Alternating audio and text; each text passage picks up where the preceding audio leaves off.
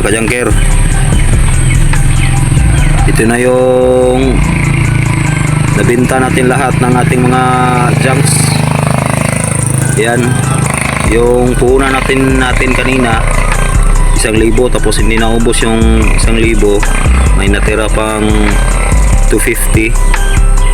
Bali 750 lahat yung ano natin na gasta natin o nabili natin sa ating mga junks.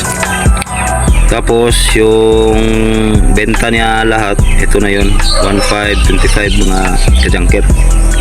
So 1,525, tapos kukunin natin yung kapital natin na 1,000. Tapos